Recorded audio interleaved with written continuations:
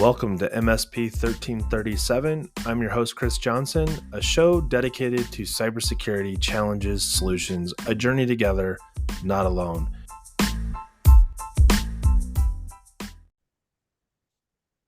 Welcome, everybody, to this episode of MSP 1337.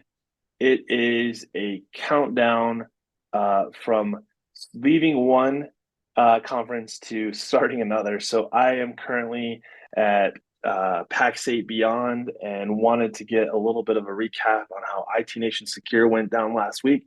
So I have joining us today Matt Topper with ConnectWise. Matt, welcome to the show. Thanks, Chris. Glad to be here and had a great time with you at Secure last week. It was a lot of fun. We noticed the music was a little loud. There was definitely a plethora of proteins for those of you that are into protein. There was a theme, obviously, because it's IT Nation Secure, that revolves around cybersecurity. Granted, it should be no other way. But you and I were talking both at the conference and even as we were getting ready to record, that there was a different sort of theme this time, perhaps, than what we've seen in the past, as this is year 5 of IT Nation Secure. Wayne Selk and I talk about this quite a bit, that the industry at large, at least in the conversation piece, is growing up. There's a maturity happening around the vocabulary, even if we still are dealing with those not actually executing. And so I just wanted to take a minute. You said something that I think is a good place for us to start.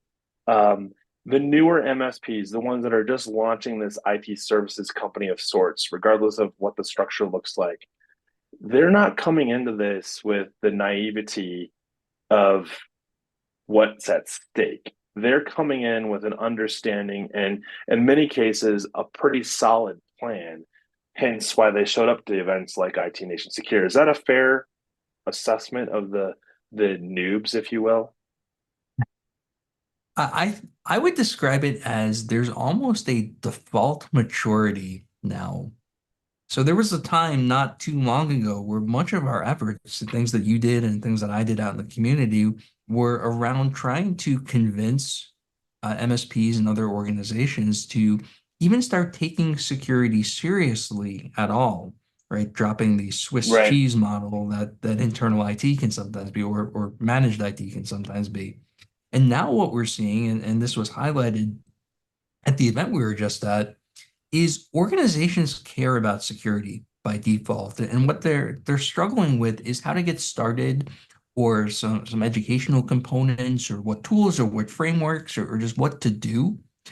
But we're no longer, at least I don't think I am, seeing the having to convince organizations to care about security. And that's just so Sure. refreshing. It's awesome, right? The default state is I care about security. This is important stuff, and I'm here looking for help to do it better, or maybe to get started. Right. And so I think that highlights a couple things that we saw take place. And I'll just touch on one that I think before we get into some of the sessions that we were a part of and the feedback that we got.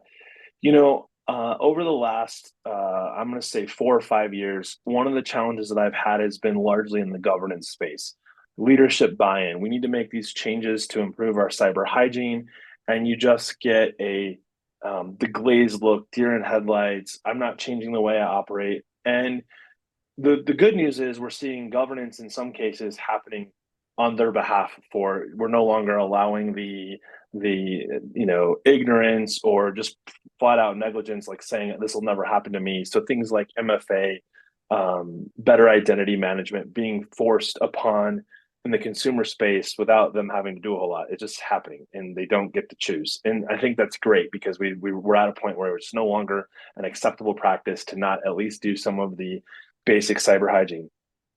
But to your point, the governance piece isn't hard because of the steps taken for things like implementing MFA, or the we're on this trajectory. I think it's easy to say yes to. We're going to assign Matt to be the information security officer. We're going to sign off on an acceptable use policy.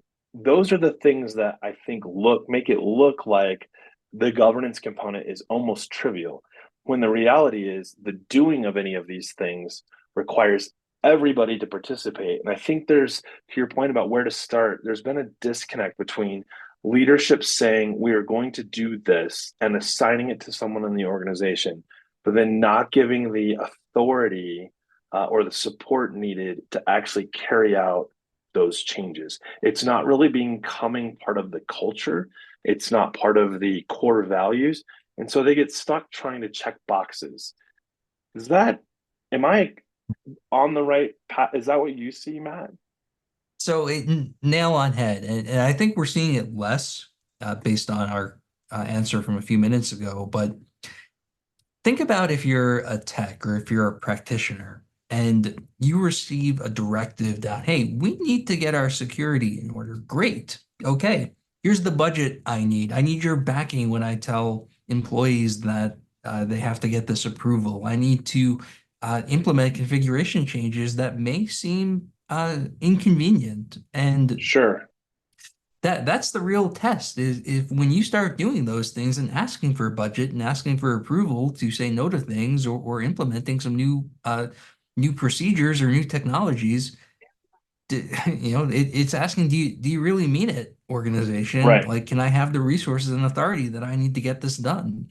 And historically, we've seen that a lot of times this gets thrown on some tech and, Hmm. hey, can you make us secure? And the answer has been no, you can't have this. And I think what we're starting to see now, and I think maybe this we can get into this later, we largely have regulatory authorities and insurance companies to thank for this. The Right. answer is more and more becoming yes, that yes, you can have what you need. And the it starts at the top. I know we were talking about SOC 2 before this, right? The Right. a top-down approach, right? That's control like number one on SOC. That's becoming more than just lip service. We see more that organizations do have the resources they need, or at least willing to allocate them once they figure out what those resources are.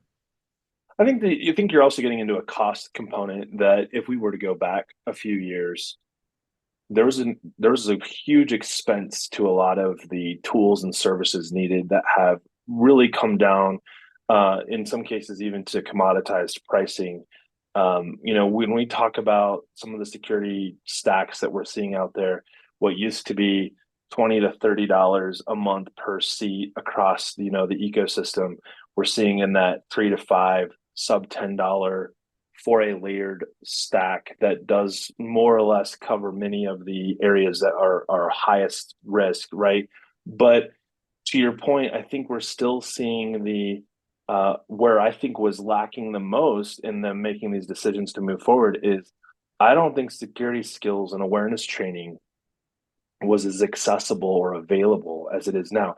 We're 5 years in on IT Nation Secure, right? Like prior to that, what events did you go to where you knew you had the opportunity to be exposed in person to cybersecurity skills and awareness training, whether it's for the product specific type things or even just more of the high level, like one of the sessions that you did, the tabletop exercise, and you said this very plain and simple in the session at the beginning before we were interrupted by the fire alarm. And that was CISA provides some great resources. Go and consume the 96-page document about how to stand up a tabletop exercise and then go, okay, how do we apply that in the world of a 3 to 5 person MSP who's Yeah. serious about that tabletop exercise, but doesn't have a clue on where to start in the time to consume that kind of content to make good decisions with their team about what does a tabletop exercise look like and how do I qualify what we've done to count towards an improvement in our organization. Talk to me a little bit about that because I think that was something that, if I wasn't mistaken, seemed to be pretty big on your passion for educating the MSP space, and I can attest to. I know it is for me. I remember the first time I got asked about it, and the funny part was, I was like, in my head, I went like, "Dude, if you're a nerd, you at least know what Dungeons and Dragons are. Like, come on, like we don't have to make this overly complicated. If you got a set of dice and someone who can narrate and make things really spooky and scary, you can probably do this." But they're not thinking about it as a game. They're thinking about it as this like incident response strategy session that they've already lost sight of by adding the complexities in to not even try and get started. So I just want to point out, even though I made the joke about the facilitator being like a Dungeons and Dragons dungeon master, I've never actually played that game. So I've just heard that from other people. I will have to try it at some point. You Um, watched Stranger Things season finale? nope, nope. Oh, I'm so bad at pop culture. Like I watch sports. That's about as far as I got. well, you could use that analogy. Think about the playbooks that they run and how they have to Right? constantly Yeah. make decisions around what the other team is going to do next. And I would argue that we are in a scenario where this isn't about the quarterback, being able to throw, to get that, the next 10 yards, right? To get that next first Yeah. down. You can't ever not get a first down every time in the space that we're living in. So I always worry about the MSP or the individual that's like, we're gonna win this war. And it's like, well, maybe we Yeah, will win probably the not. war, but you've got to start focusing on the individual battles and go, what Yes. kind of sacrifices am I willing to make in this battle, knowing that I'm not gonna win every single battle? I agree with that. And to the point that you started making before, I really am passionate. And it's my simultaneous love and frustration of things like NIST CSF or the CISA tabletop workbooks. And what I mean by that is there is absolutely phenomenal information in them. Right, Except if you're someone new to cybersecurity and you go download one of these things, like you're just so overwhelmed that you don't even know where to start. Like the CISA right. tabletop things, I believe it's what something like 9 documents and like 3 months of Yeah. planning before you even do The anything. yeah, Um, the kit. You're talking about the kit you can download. yeah, exactly. So The I'll give you worst a funny. offender. No, go ahead. Go ahead. Go ahead. The No, you worst first. offender in all of this is the NIST guide to risk assessments.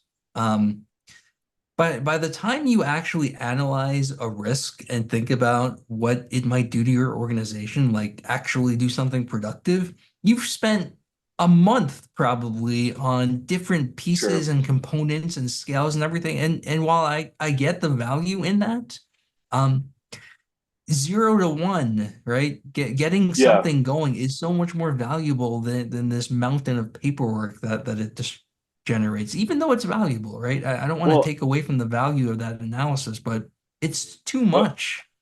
okay security is better than no security because you have to start somewhere. You have to recognize the gaps and start plugging them.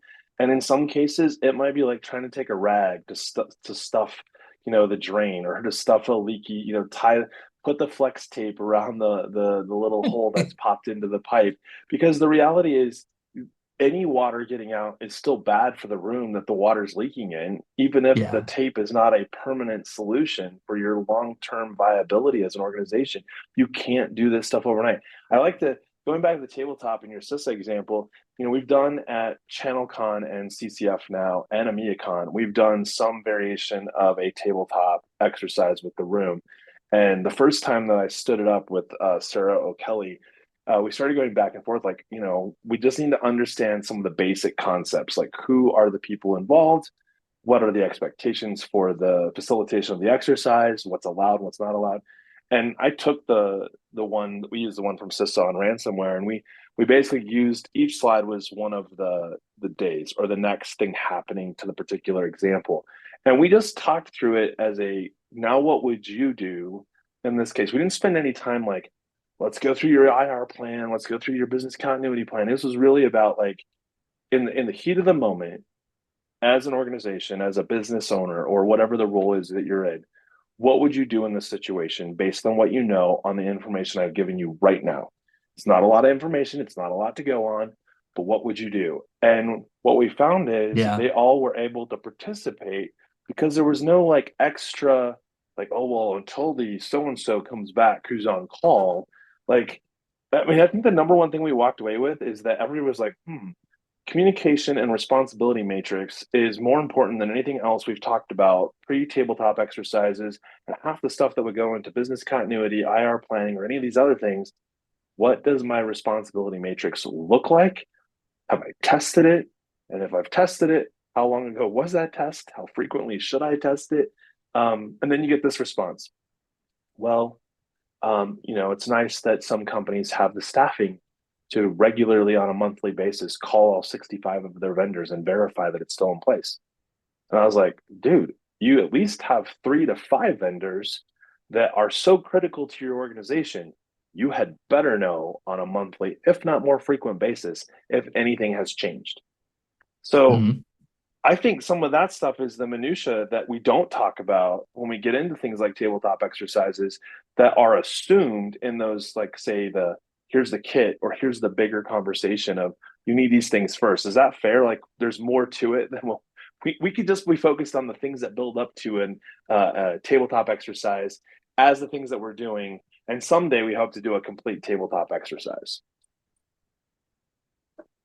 I think you nailed it in more than one way in that answer. I used to do sessions at conferences with a very simple title, What Happens If? And Yeah, that was the extent of the tabletop exercise, right? We didn't go deep into the minutia necessarily. We explained that you can stand around the water cooler or the lunch table and yeah, say, "Hey guys, what would happen if this server went down, or we got ransomware, or insert scenario here." Now, right, realizing that that doesn't satisfy if you might have regulatory obligations to perform tabletops or there's some need to do formal ones, right? That's not enough. But from the value of preparing you for an incident, just saying, hey, what happens if we do this? How would we handle it? Gets you into that habit of just thinking about it all the time instead of only thinking about it during these big planned exercises. And the mindset shift is so valuable, even if you still have to do a big, long, formal one to satisfy some insurance or regulatory sure, criteria. Just getting you and your team into the mindset of thinking about small things, what might change, what our response would be, and identifying small units of improvement from that. That's what gets you towards security, right? Security is not a big bang. You weren't secure yesterday and are today. It's right. incrementally over time, fixing one little hole at a time with your flex tape example gets you closer to security. And I guess it's one of those infinite horizon things because you never actually Yeah. get there. Well, and you have to, again, this goes back to how do you start, right? Like, I think to say that regulatory or not, that you're going to just jump to pass the first time you answer a safeguard around, doing exactly that on a tabletop exercise. Like, that's to assume then that your entire staff has a competency to do incident response planning and all the other stuff that's assumed that you're bringing to the table to have a successful tabletop exercise. If you don't have those things, then really all you're doing is you're talking through the water cooler scenario, and maybe you've got some ground rules in place that says this is no laughing matter, we're not creating jokes, and no dumb idea or stupid idea is going to be mocked because that might be the idea that saves us. um, Right. yeah, we could talk about, I think, tabletop and the build up to tabletops all day long. Let's shift gears. I know you did several sessions, but the one that you and I did together was talking about the MSP Plus playbooks. That has been something that I have been excited about participating in the consumption of, going back to their inception in 2020. When I came over to CompTIA in 2022, I was like, man, this would be really awesome if we could use these to help us with the trust mark. I think in the current iteration that'll get released here in the next couple weeks for all 3 of the books, the most important thing for me that I see as a takeaway from those playbooks is that this is about better cyber hygiene. And it goes back to, I think, everything we've talked about up until this point, is that it gives you a place to start. And hopefully, even though the documents, aren't all illustrated and there's more than 20 pages in most of them, uh, it's a direct it's the direction of doing something one step at a time and to not be overwhelmed as you progress. Is that fair? So, like, I'd love everybody if they were doing the trust mark. That's, if we're talking about like what benefits me and my passion for seeing solution providers comply with something that makes sense for them. Again, though, when I look at the playbooks, anybody that wants to improve their cyber hygiene, any framework that you might possibly pursuing, this is structured in such a way that they can be successful if they use these books and follow them from the starting of the beginning of the book through the end. Is that a fair way to use the playbooks today? It is. So there's the new playbooks are organized via section. They're organized via NIST domains, but the safeguards that are referenced come from Trustmark, and that's intentional because Trustmark doesn't suffer from the issue that we talked about before, where not everything is necessarily applicable to an MSP. Sure. They are applicable to any organization, but specifically, Trustmark solves the problem that we mentioned earlier that hey, maybe SOC 2 doesn't really fit all facets of an MSP. You can kind of shoehorn it in. You don't feel like you're shoehorning in on the things that are in Yeah, Trustmark. Um, and the big thing with this update to the playbooks is the existing version has fantastic information in it, but it suffers sure. from some of the same types of problems we just talked about with the NIST documents and the CISA tabletop kits. That is, they can be challenging to get through if you're just getting started. They're very Right. long, and you feel like you're just reading and reading and reading and not necessarily know what to start. So we intentionally changed the tone and point of view of the new ones. You can almost think of it as a conversation very much like this. It might be me talking to you as another MSP, right? If you and I both go back, rewind Yeah, however many years we were both doing MSP work, it would be the sure. kind of conversation we would have at a conference as opposed to me from on high talking about Yeah. how to do everything. It's like, hey man, I tried implementing this. Watch out because you might run into this landmine somewhere. It's that kind of tone as opposed to this is the perfect way to do everything, and we definitely Yeah. don't want to do that. I think it's important to point that out, Matt, that like in our world as MSPs, we made mistakes. I made a lot of mistakes. I was really good at shiny object syndrome. But as we grew and after selling the MSP, really what my passion is now is to say, hey, I hope you can learn from the mistakes that I have made and experience less headache, drama, stress, PTSD, whatever it might be. Because the reality is, the role that I was in, it was eating me alive. Like I had to do something different because, and the crazy is, some of my hair actually grew back on top of my head. Um, I haven't gotten any color back that turned white, but I feel like what MSPs are going through today, I don't envy any of that. And really, if I can, and I know you have the same viewpoint, if there is anything that we can do to answer questions or help you on your journey, that's largely why these playbooks exist.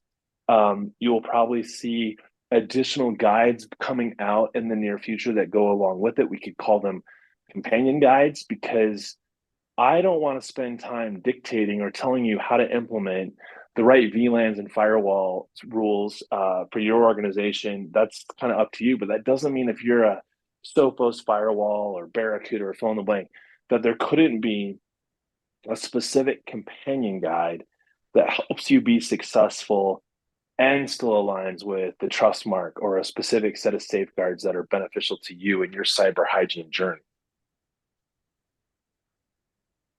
Is that Exactly, fair? right. We're Okay. sharing concepts as Yeah. opposed to technical minutia. Hmm. Most everyone that we talk to in this industry knows how to go and configure a VLAN and what a VLAN is and all of that. What they might not know is the security aspects of it, where it is and isn't a security domain and how that impacts their overall program. That's the kind of thing that we're trying to translate with this. So I loved, I don't know if it was on purpose or accidental, but the section that you brought up during our presentation was just like a quick note about it was about assets and there was like an aside that said, hey, I know asset, the definition of an asset is like a hotly contested thing. Depending on who you ask in InfoSec, you get like 100 different answers. Yeah. And the advice was like forget about the minutia, save that for a bar conversation at some point or an Sure. academic debate, and just think about where your company data is, right? Like Right. worry about that and get out of the weeds. And that type of practical advice is what we're trying to give. Yes, and that couldn't be said any better. It's funny you pointed that out. I was thinking like how many times, I mean, just looking around, what else is out there besides the playbooks? In every so many days I get an ebook or some sort of um, something that I should read later. So like I was grabbing these different ones, and I have like a guide to defining reasonable cybersecurity from CIS, the O'Reilly Cybersecurity Manager's Guide, the Art of Building Your Security Program. Then I have Cyber Resilience as Mission Critical for Business. These were all published inside of the last 90 days. So I bring these up only because this isn't coming just from the playbooks. This isn't coming just from CompTIA and the need for the trust mark. Even the stuff that you're hearing from the regulatory bodies, they're challenged too. They don't know our industry. They're asking for help. And if you're listening to this podcast and you're making decisions around how to improve your own posture, I would encourage you, even if you haven't checked out the trust mark yet, to at least go and check out the playbooks, even the ones that are currently published today. I know that if you reach out to Matt Topper here on, what's the best way for them to do it on LinkedIn, and you'll get them the link to at least the Ready book? Yeah, reach out to me on LinkedIn. Happy to send a pre-published version of it. The full release of all three of them will come sometime this summer. I don't have an exact date because I don't want to hold anyone editing to a specific date yet, but this summer sometime is when the full release is coming. But until I will, then, LinkedIn, yeah. email, smoke signals. And I won't throw you under the bus because it's not you that I'm thinking of. So I don't want anybody to think that because I won't name the vendor that it's you. So we all remember the release cycles or roadmaps for a specific vendor that they'd be like, oh, yeah, that's being released third quarter. And everybody's like, third quarter of 2024? That's awesome. And the reality was it was like third quarter of their fiscal year, which meant it wasn't going to happen until the first quarter of the following year, which was, calendar versus fiscal. So like this is not that. This is saying this summer it is on both of our respective goals for our respective organizations is to see this materialize officially this summer. So it will come out. There was a lot of work that went into this. I think the ConnectWise team did an impeccable job of getting this done, largely on Matt Topper's shoulders. The If you're interested in the trust mark, you can Google that, of course, and you can see the link. I got asked this by a couple of different MSPs that I guess weren't sure, and there will be some updates to the information that's out there. The onboarding fee to participate in the Trustmark journey is $250 for the readiness path. And then to do the full audit, which is performed now by Crest, is $2,500 per year. In the first iteration, you have up to 2 years to get your evidence collected and be ready for your audit. And then the other question that came up that I've had a lot of back and forth on is sort of the where we're at with other GRC platforms being able to host the Trustmark. And I can tell you that we have two beyond Fort Mesa that are activating right now. We'll probably see 3 to 5 over the course of the next 3 to 6 months. We'll even be at the point where if you sign up in the future, you'll be able to pick from a drop down if you're already using one or suggest one for future iterations of the Trustmark. So hopefully that's helpful for those that are listening that haven't picked up the torch to pursue the Trustmark. Matt, as always, I appreciate you joining me on MSP 1337. For those of you listening, thanks and have a great week. Thanks, Chris.